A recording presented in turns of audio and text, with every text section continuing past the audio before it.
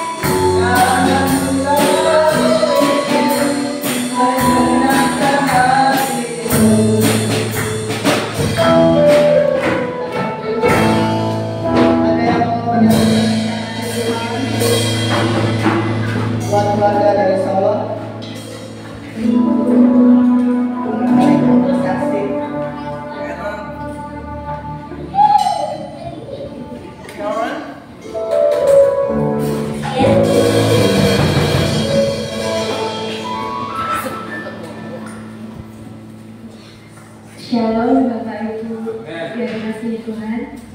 Halo. Ini pertama kalinya ya saya di sini sendiri berdiri. Jadinya ini pamitan sebenarnya. Tapi saya mau sedikit cerita gimana Tuhan baik buat saya dan keluarga saya. Maksudnya kami pamit adik gitu.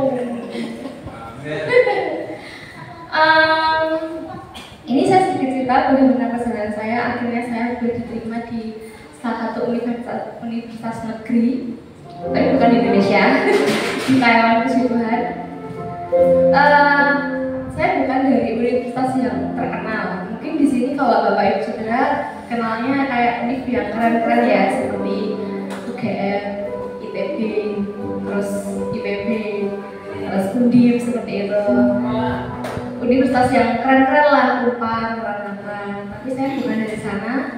Saya dari Universitas Veteran Bangun Nusantara Sukoharjo, sebuah universitas yang kecil dan dari kota yang kecil juga, swasta bukan negeri, dan apa ya, nggak semua orang tuh tahu univ saya. Bahkan orang yang di Solo pun belum tentu tahu univ saya gitu, saking nggak terkenalnya. Tapi ternyata lewat situ Tuhan menunjukkan mujizat dan berkatnya buat saya. Amen. Saya terpilih menjadi salah satu penerima beasiswa dari National Central University Taiwan. Di jurusan Teknik Sipil, konsentrasi material and asphalt engineering. Gimana ya? Sedikit cerita. Jadi beberapa waktu yang lalu saya sempat menjadi anak yang rajin untuk berdoa. Anak muda kadang-kadang suka ada ups and downs-nya, kadang kadang enggak. Ya itu pengampunan dosa. Waktu rajin-rajinnya saya ikut saat teduh bersama. Di situ pastornya ingat menyampaikan firman tentang ketaatan yang meruntuhkan tembok Yeriko. Kita tahu semua wilayah tembok Yeriko ya, Bapak Ibu Pendeta. Dimana waktu bangsa Israel taat segala macam sampai tembok Yeriko tuh runtuh gitu. Ternyata itu apa ya, kalau saya lihat saya juga kayak gitu. Saya bukan karena pintar atau apa, tapi karena saya taat wajib. Padahal taatnya masih segini, taat saya tuh masih segini, tapi Tuhan masih mendengarnya tuh udah segini gitu. Jadi sangat-sangat gimana ya, kita taat dikit aja Tuhan tuh udah sweet banget, udah sayang banget sama kita. Apalagi kalau kita taatnya tuh yang taat banget gitu lah. Di situ pastor bilang gini, coba tuliskan iman apa yang kamu yakinkan gitu, ditulis di kan ada kayak kertas khotbah, waduh gitu. Situ saya menulis, saya percaya bahwa Tuhan sudah memberikan kemenangannya buat saya untuk berkuliah di luar negeri. Saya ingat itu saya nulis pada tanggal 28 Juli 2022, di mana saya belum tahu mau daftar di mana. Saya belum tahu mau daftar kuliah di mana, jurusan apa, di negara mana saya belum tahu, tapi saya udah berani ambil langkah iman untuk percaya kalau Tuhan udah kasih kemenangannya buat saya. Dan puji Tuhan, nggak berselang lama, buat saya itu cepet banget ya. Tanggal 28 Juli 2022 saya nulis kata-kata itu. Saya bawa ke bukunya. Tanggal 1 November tahun 2022 saya ikut wawancara, ketemu dengan profesornya langsung, diterima. Bayangin aja dari Juli, Agustus, September, Oktober, November, paling sekitar 5 bulanan. Kayak cepet banget waktu menjawab doa. Padahal di sisi lain saya merasa aku masih belum setaat itu loh Tuhan. Aku ini masih apa ya, masih setengah-setengah. Kok gimana ya, namanya kadang-kadang ya kadang-kadang gini masih nggak bisa yang benar-benar taat terus itu nggak bisa. Tapi dengan iman yang menurut saya itu cuma secuil banget, tapi Tuhan bekerja buat saya itu luar biasa banget loh gitu. Saya percaya kalau Tuhan boleh bekerja secara luar biasa buat saya dan keluarga saya percaya Tuhan juga bisa bekerja secara lebih luar biasa lagi buat Bapak Ibu Saudara sekali di sini. Tuhan, kiranya ini kesaksian saya sedikit supaya bisa jadi sharing buat Bapak Ibu sekalian di sini.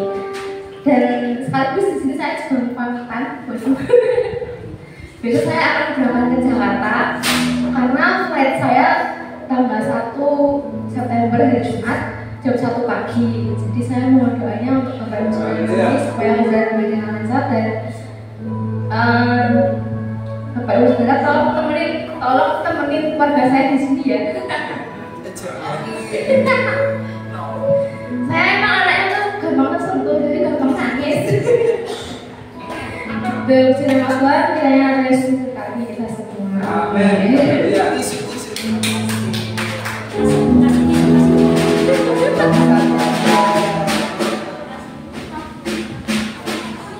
Kita akan memberikan persembahan, kita akan menyanyikan lagu dan segala puji syukur.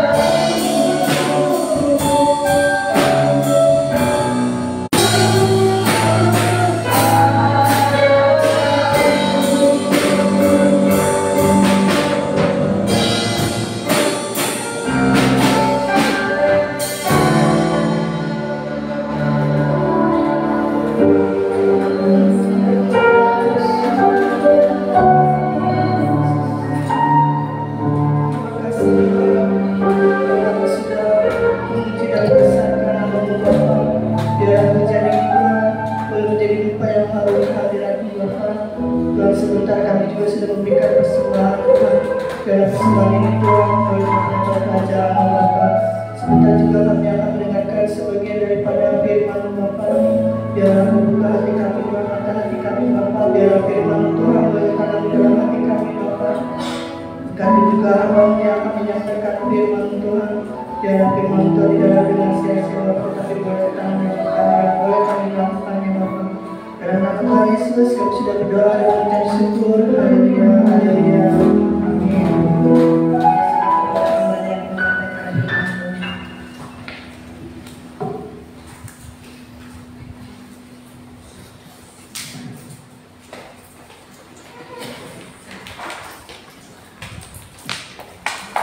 Shalom. Puji nama Tuhan. Saya berasa pendek di bulan ini. Puji Tuhan, sore hari ini kita boleh bersama-sama kembali berkumpul setelah sekian waktu 8 bulan mungkin ya kita tidak berjumpa. Puji Tuhan, semua kita sehat, sukacita. Meskipun kita bertemu dalam suatu kesempatan yang artinya ada momen kami harus kesini, tetapi saya yakin dan percaya bahwa ini adalah berkat Tuhan baik buat kami, saya juga Bapak Ibu Saudara, ketika saya boleh sharing berbagi bagaimana Tuhan menolong hidup kami melalui firman Tuhan yang akan saya bagikan hari ini. Mengawali sedikit renungan kita pada sore hari ini, sedikit kesaksian yang sebenarnya memang saya tidak pernah ancan dengan anak saya Karen, dan hari ini saya tahu ternyata doa saya dan dia sama. Jadi beberapa waktu yang lalu, mungkin lebih dulu saya daripada Karen, ketika Karen berdoa kepada Tuhan minta untuk bersekolah lanjut S2-nya karena sudah hampir selesai begitu S1-nya. Kami berdua merasa memang untuk kedua anak kami tidak balance begitu. Secara pendidikan memang jauh lebih berbiaya adiknya daripada kakaknya. Makanya kami berdua ingin kan bisa lanjut ke S2. Jadi suatu hari hamba-hamba Tuhan di Sukoharjo mendapat berkat seminar dari seorang hamba Tuhan di Semarang, pendeta di Semarang. Temanya tentang percepatan kedatangan Tuhan Yesus seperti itu. Di akhir seminar beliau membagi kertas. Bapak Ibu Saudara, saya tahu semua di sini adalah hamba Tuhan dan bisa berdoa sendiri kan. Tetapi hari ini saya mau berdoa buat Bapak Ibu Saudara. Dibagilah kertas sampai kepada saya. Saya menulis dua hal. Yang pertama saya tulis untuk keluarga. Saya di situ menulis bukan untuk Duta karena hari itu Duta sudah di Cikarang. Saya tulis memang untuk Karen. Untuk keluarga saya berdoa, mohon bantuan doa, tolong doa untuk anak saya nomor 1, ingin lanjut studi S2 di luar negeri. Cuman seperti itu, saya tidak tulis negaranya gimana. Hanya saya. Tetapi hari ini saya melihat betapa baik itu. Yang kedua, doa yang kedua yang saya tulis untuk pelayanan jemaat di tempat kami, saya bilang, Tuhan, saya perlu rekan sekerja. Karena ketika anak-anak kami pergi ke tempat lain untuk tugasnya masing-masing, saya kehilangan 2 orang rekan kerja. Satu biasa WR, kadang keyboard, multimedia semua sablekan sama kayak urusan bass, kajon, perlengkapan gereja, kita dalam papinya. Tuhan gimana ini? Sementara jemaat masih 1, 2, 3, 4, 5, 6, 7, 8, 9, 10. Tak ada yang bisa dijaga. Saya berdoa untuk itu. Saya tulis, saya gulung, saya masukkan ke dalam kotak yang sudah disediakan dan saya melupakan itu. Saya jadi teringat ketika hari itu kami berangkat mengantar Karen pergi ke UGM. Hari itu hujan deras dan kami tidak bisa berhenti di UGM karena tidak ada tempat berteduh. Akhirnya kami masih ada sisa jam, mungkin setengah jaman. Udah kita keliling aja ya nih, kata papinya. Oh iya, tidak apa-apa, sama aja kita ini, kita keliling tembok Yeriko ini. Nanti kakak diterima. Saya berkata seperti itu, mungkin berdua masih ingat. Dan memang betul apa yang Tuhan bilang hari itu. Begitu Karen keluar dari ruangan untuk ujian, mukanya udah muka jelek itu. Saya pikir dengan suami saya, alah baru pertama apply mungkin belum gitu kan. Belum lulus juga, baru selesai sidang, dinyatakan lulus tapi belum wisuda. Bagaimana kak? Santai aja kalau belum diterima gitu kan ya. Membesarkan hati seorang anak gitu kan. Kita biasa begitu orang tua ya, kalau anak-anak kita sedang gagal atau bagaimana kita membesarkan, bukan memarahin gitu. Tidak apa-apa kak, nanti masih ada kesempatan lagi gitu.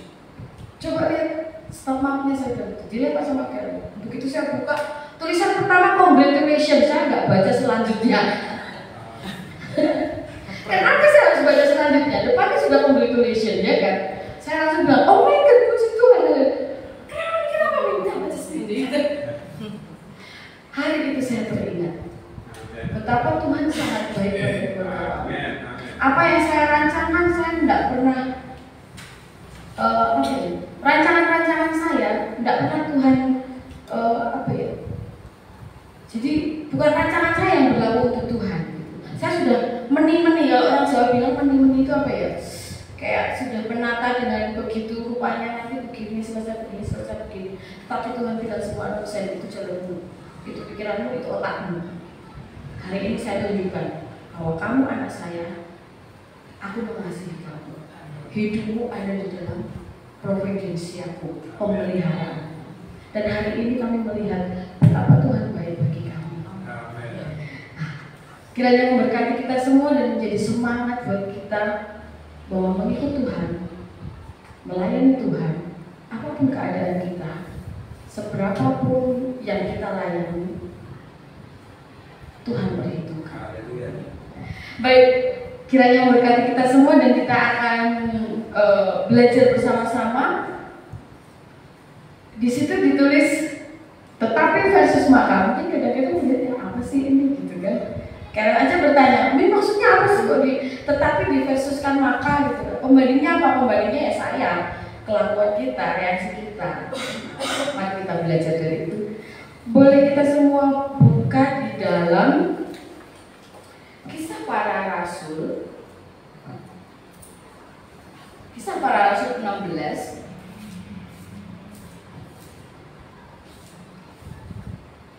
ayat 22 sampai dengan ayat ke-25.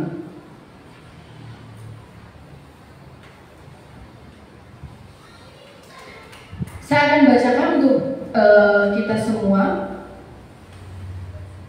Kisah Para Rasul pasal yang ke-16 ayat 22 sampai dengan ke-25. Demikian firman Tuhan.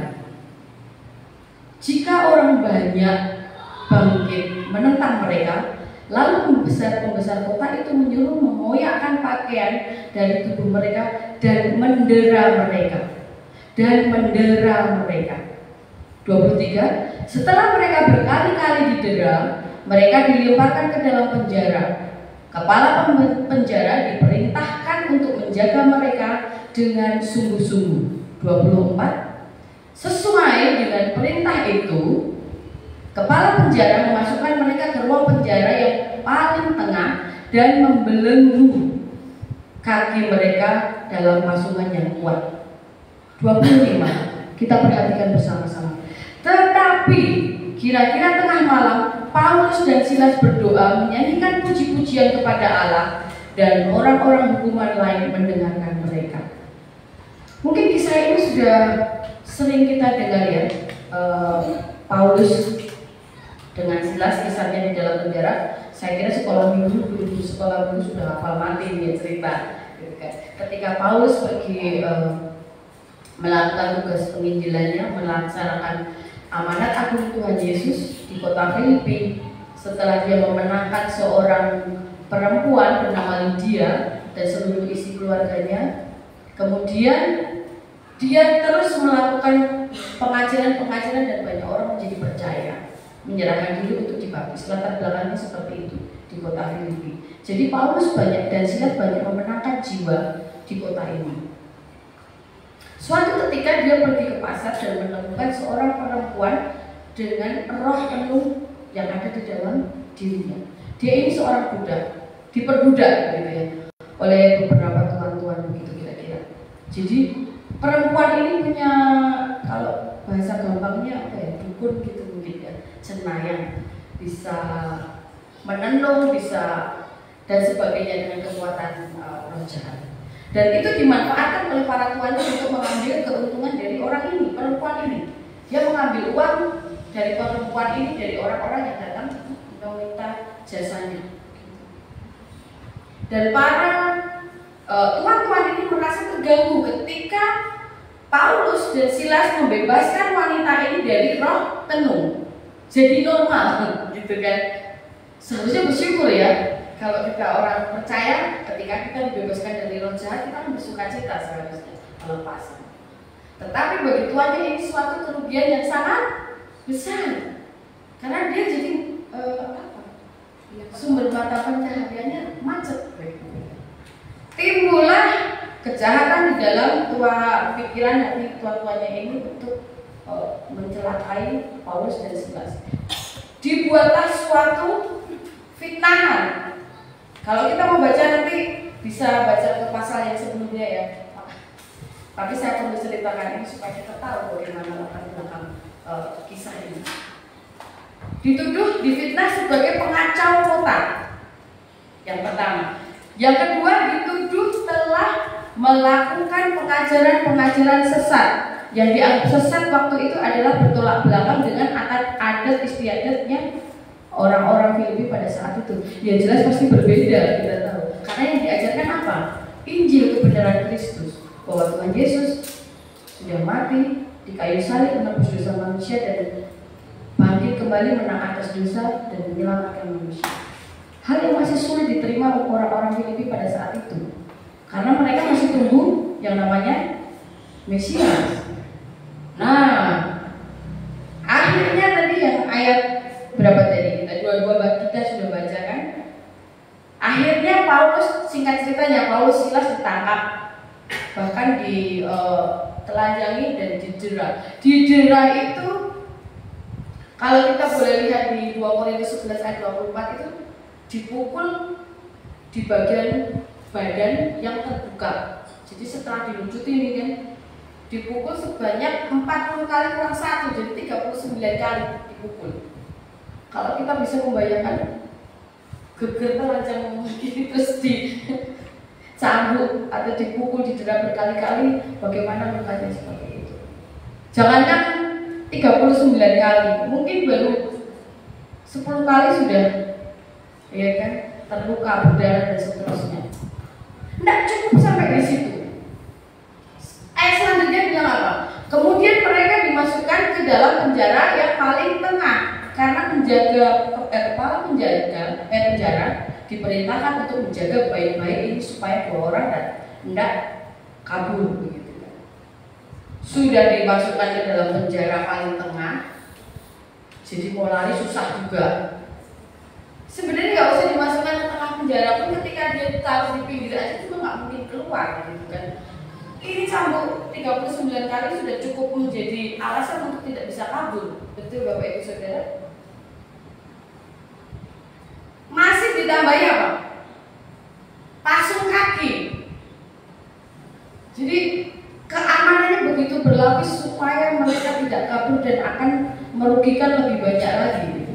Kita tidak tahu yang terjadi pikiran para tuan-tuan yang membuat fitnah tadi. Mungkin dia punya beberapa orang yang sakit dan seterusnya, dan apa keuntungan mereka yang bakal terancam dengan keberadaan Paulus dan Silas dan pengajarannya. Coba sedikit kita membayangkan bagaimana suasana waktu itu. Penjara yang tengah, pengap, kotor, mungkin gitu kan, sakit perih, infeksi terjadi gitu kan, lapar juga, sakit juga, tidak bisa keluar terus dipasung, mau pipis gimana gitu kan, sambat juga sambat kepada siapa.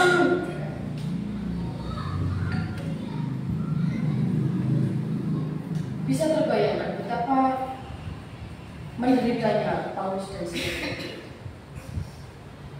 Ada yang pernah jatuh? Naik motor? Atau kena knalpot? Nangisnya seperti apa gitu kan ya? Nggak terbayangkan oleh logika kita betapa menderitanya dan sakitnya Paulus dan Silas itu. Ini yang mau kita pelajari hari ini. Apa reaksi Paulus? Apa reaksi Silas? Mari kita perhatikan pada ayat yang ke-25.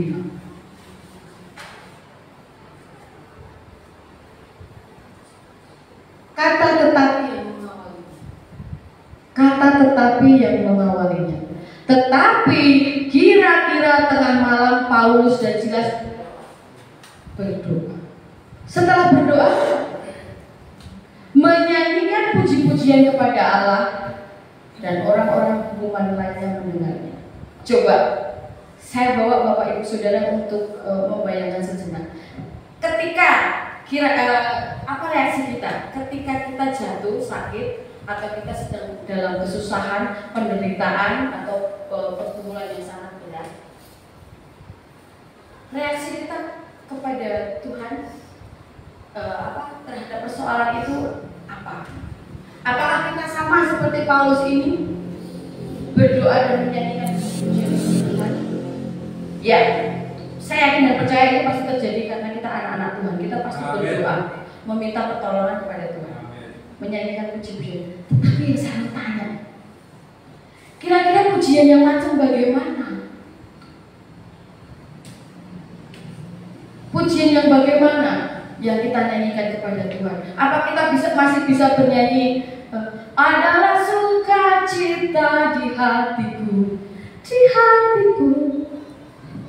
Ketika kita dalam persoalan, ketika kita dalam pencobaan, ketika kita di dalam berbagai pergumulan yang sangat berat, yang benar-benar seperti kita bayangkan kondisi kita ada di Paulus dan Silas, apa kita masih sanggup menyanyikan itu? Apa enggak kita justru menyanyinya, aduh Tuhan, seberapa lama lagi, betapa menderitanya saya Tuhan, tolong saya Tuhan. Masih bisakah kita seperti Paulus dan Silas? kita menyanyikan puji-pujian bagi Tuhan. Jelas ditulis puji-pujian bagi Tuhan, bukan seruan permohonan pertolongan. Benar? Kita baca itu sekali lagi. Malam tetapi kira-kira tengah malam Paulus dan Silas berdoa dan menyanyikan puji-pujian, bukan menyanyikan lagu ratapan, bukan menyanyikan lagu minta pertolongan, bukan menyanyikan apalagi itu ya di luar sana, orang-orang di luar sana betapa malang nasib, tidak kan? Tetapi Paulus dan Silas berkata, disaksikan, ditulis di situ menyanyikan puji-pujian bagi Tuhan.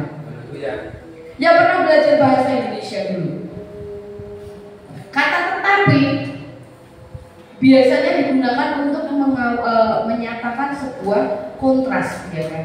Dari kalimat sebelumnya dengan kalimat sesudahnya, kalimat A dan kalimat B. Kontras, bertolak belakang. Kita tahu kondisi Paulus tadi apa? Menderita, sakit, kelaparan, berputus asa. Kalau di situ kalimat pertama diawali dengan kata maka, coba yang terjadi apa?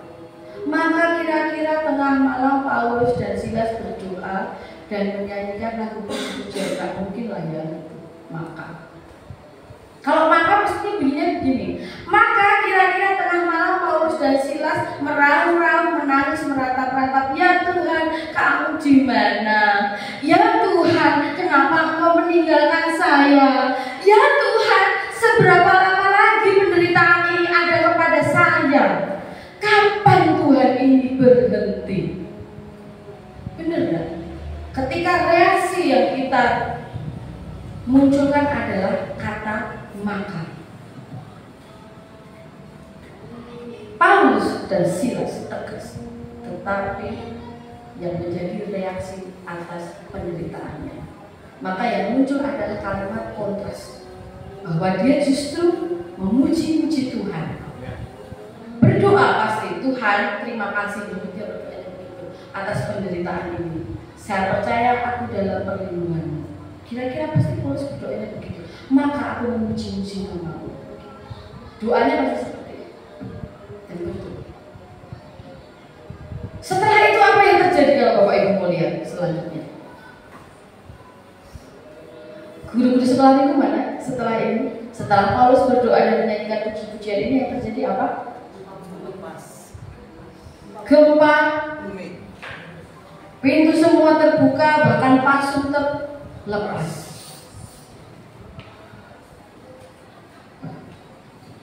Tidak mengerjakan apa, cuma memuji Tuhan, berdoa dan memuji Tuhan.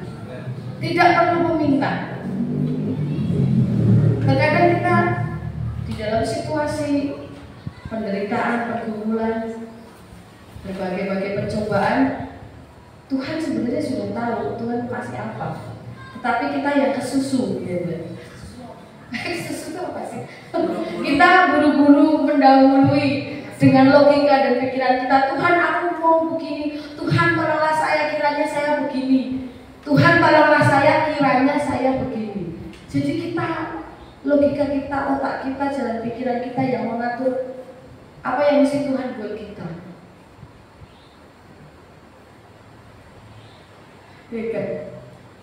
Bukan hanya Bapak Ibu Saudara, ini juga buat saya seperti itu. Karena ketika saya dalam situasi ini, anak mesti sekolah, ini bagaimana, ini bukan otak itu yang jalan duluan. Oh nanti aku begini, setelah ini nanti begini. Ternyata Tuhan bilang, no, semua tidak berlaku anakku. Yang berlaku rancanganku adalah seperti ini. Dan rancangan Tuhan adalah rancangan damai sejahtera.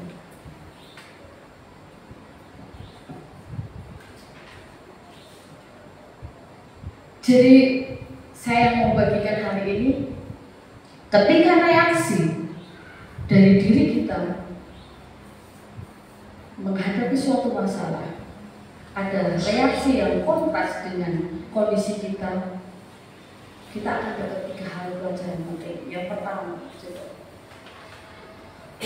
terjadi pergeseran bagaimana kita melihat perspektif dari suatu masalah itu dari sudut pandang kita, tetapi kita melihat dari sudut pandangnya Tuhan.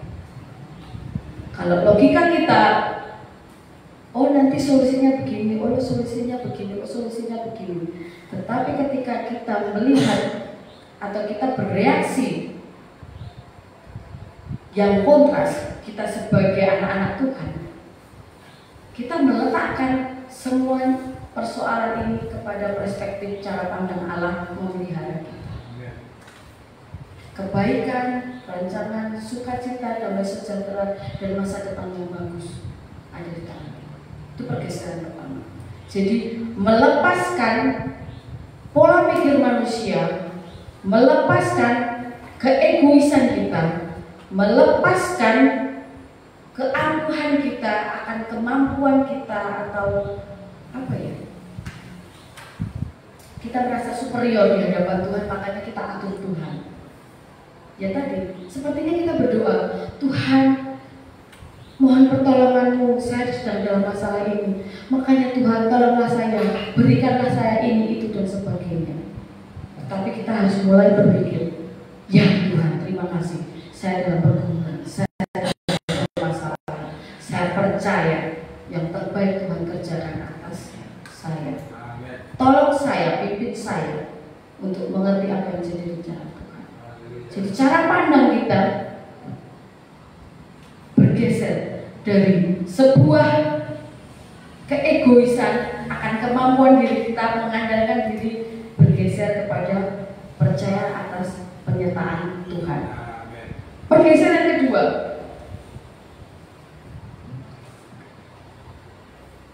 melihat sesuatu masalah, persoalan, penderitaan bukan lagi sebagai penderitaan, bukan lagi sesuatu beban yang berat yang tidak bisa kita tanggung, tetapi menjadi sebuah kesempatan untuk kita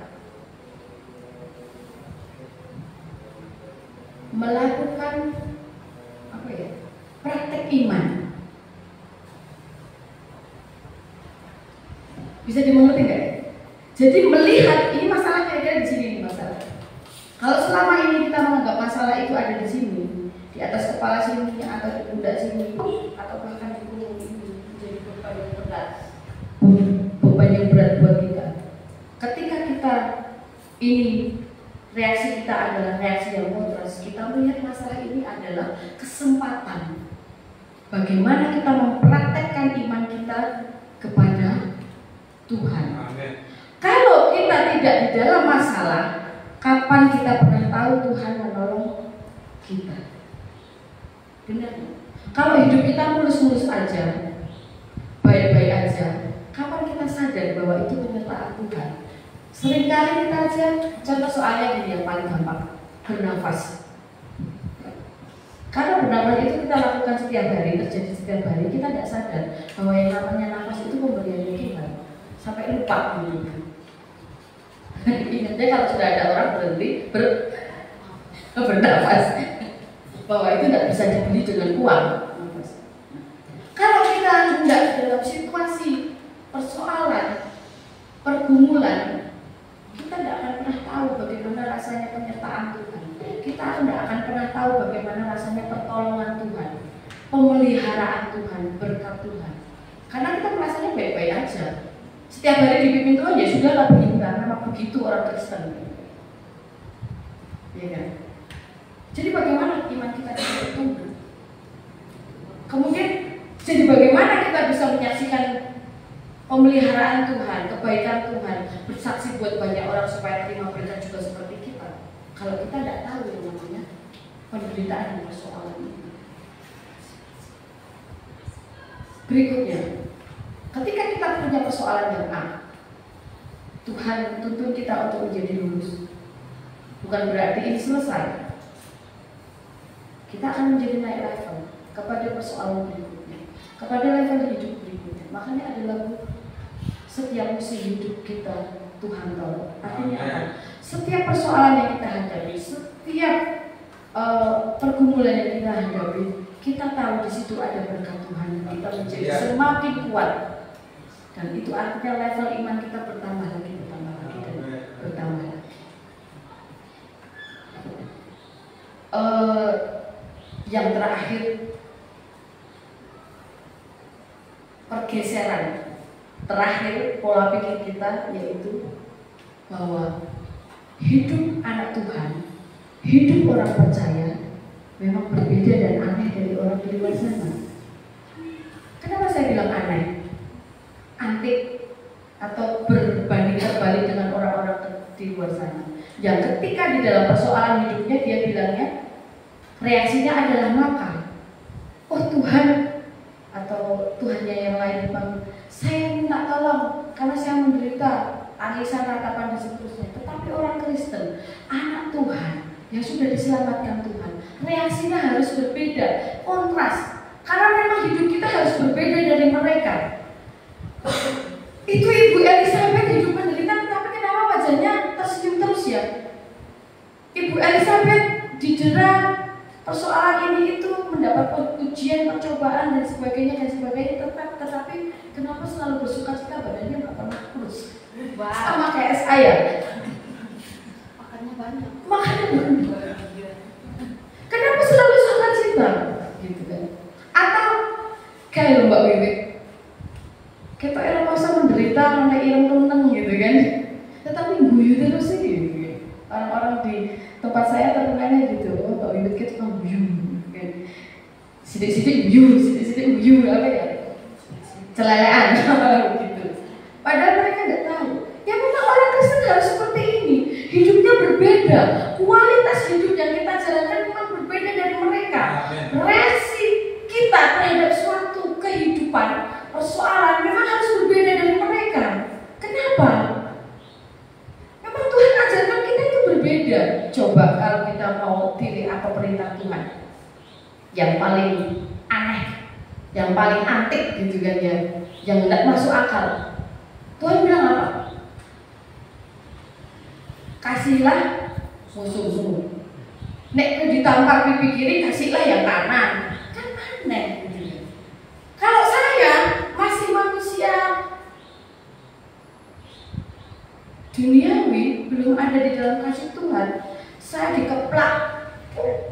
Wow, ditenono itu kan.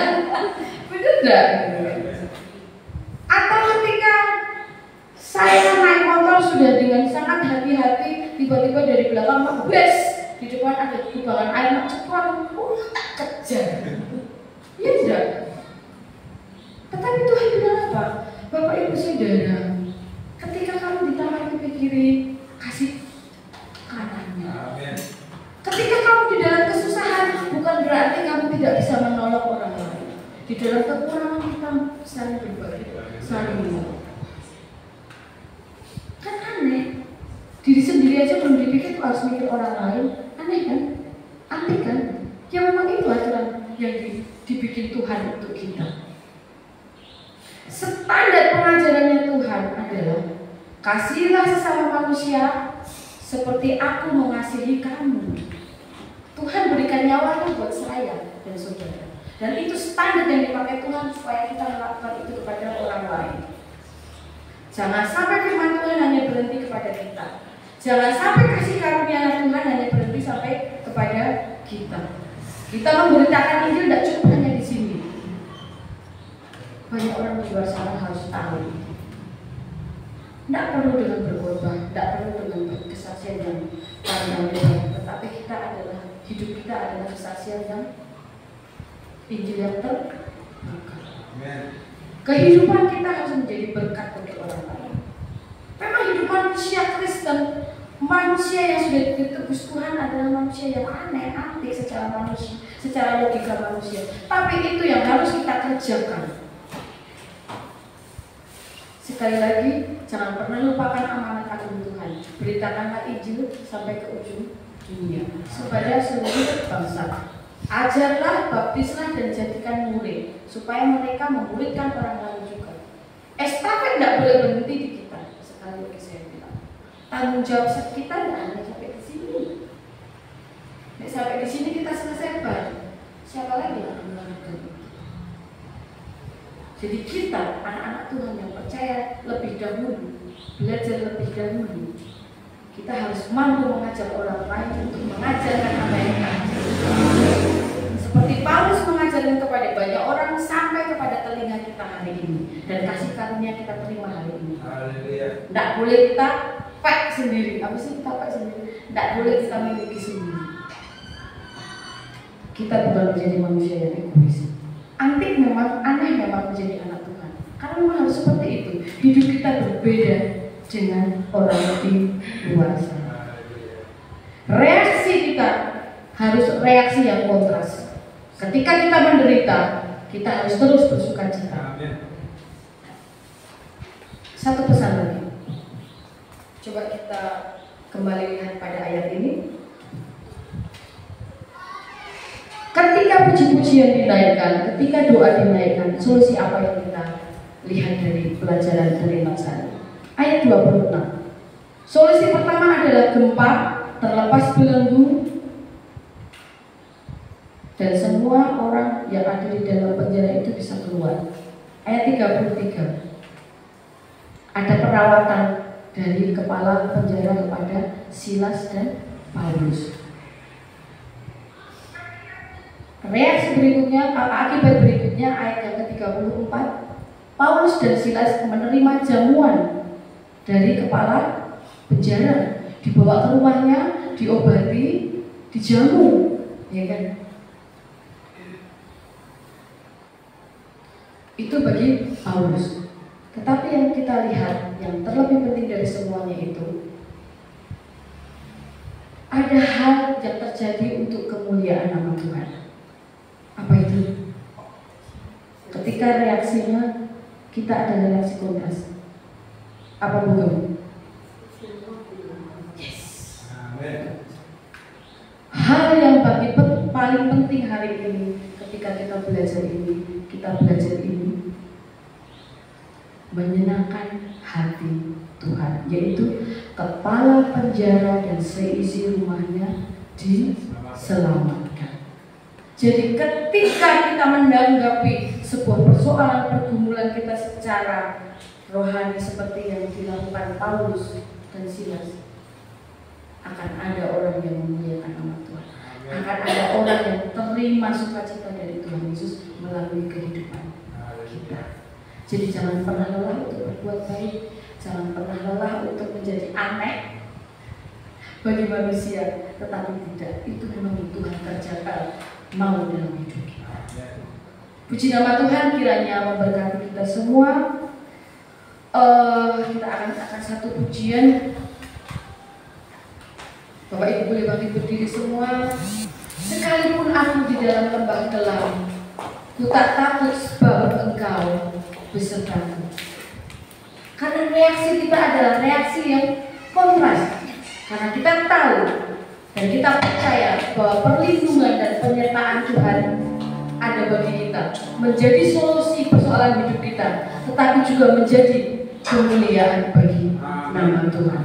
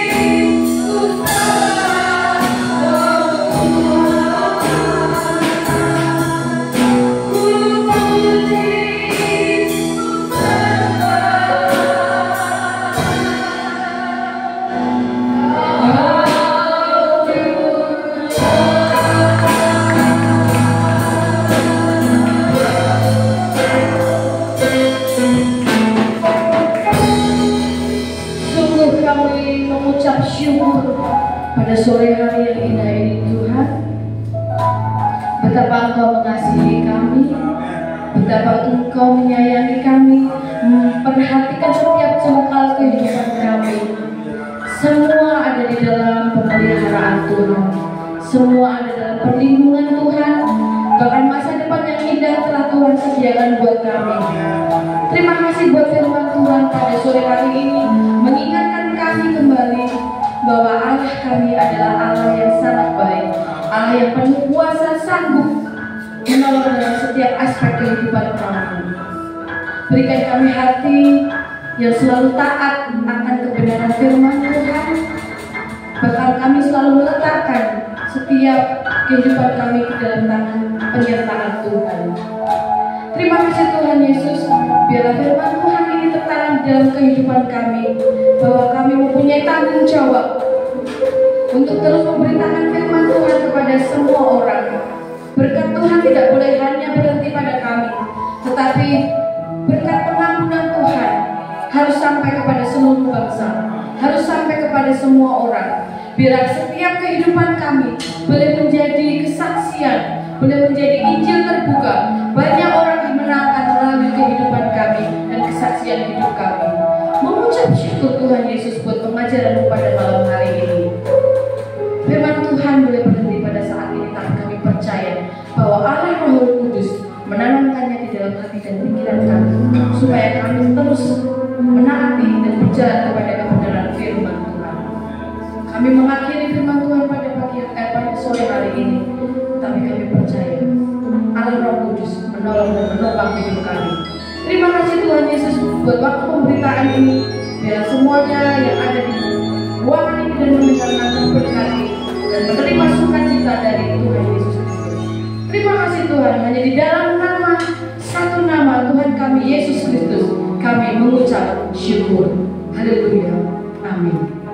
Lalu dari tempat saya kembalikan kepada Ibu Baru.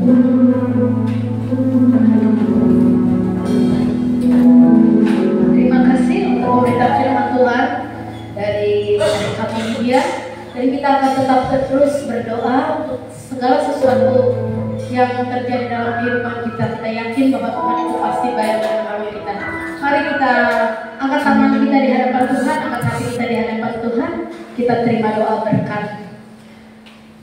Tuhan Yesus, ketika kami akhiri ibadah kami pada saat ini Tuhan, kami percaya kami mau diberkati oleh Tuhan.